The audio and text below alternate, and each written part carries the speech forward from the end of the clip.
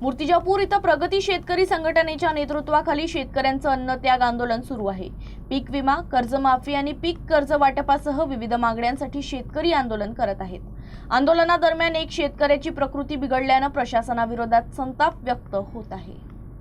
अकोल्यातील मूर्तिजापूर उपविभागीय अधिकारी कार्यालयासमोर प्रगती शेतकरी संघटनेच्या नेतृत्वाखाली सुरू असलेले अन्नत्याग आंदोलन आज दुसऱ्या दिवशीही सुरूच आहे। दरम्यान कडक उन्हात बसलेल्या आंदोलनकर्त्यांपैकी एका शेतकऱ्याची प्रकृती खालावल्यानं प्रशासनाविरोधात शेतकरी वर्गात तीव्र संताप व्यक्त होत आहे।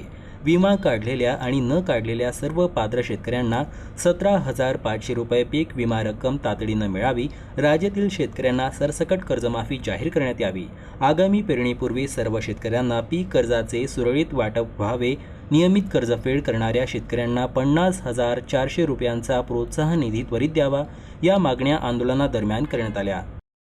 उन्हीचं टेम्परेचर एवढं वाढून राहिलं, आमचं आंदोलन चालू आहे उघड्या मंडपात। आम्ही म्हणजे निसर्गाशी प्रतिकार करत आंदोलन करून आलो। आमचं मुख्यमंत्री साहेबाला असं म्हणणं आहे की आज आमचा एक सहकारी दवाखान्यात भरती व्हायसाठी रवाना झालाय। अजून 48 घंट्यात जर एक पेशंट लागला आहे, उद्या जर समजा या शेतकऱ्याचं किंवा कोणा शेतकऱ्याचं कमी जास्त झालं, या सर्व बाबीले आपले मुख्यमंत्री साहेब जबाबदार राहतील, हे महाराष्ट्र गव्हर्नमेंट जबाबदार राहील।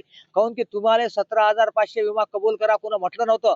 तुम्हीच तुमच्या हाताने आम्हाला विधानसभेत सांगितलं की आम्ही सर्व शेतकऱ्याले ज्याच्यापाशी कर्ज इन्शुरन्सचा फॉर्म क्लेम भरला त्यालाही देऊ, ज्यानं नाही भरला त्यालाही देऊ।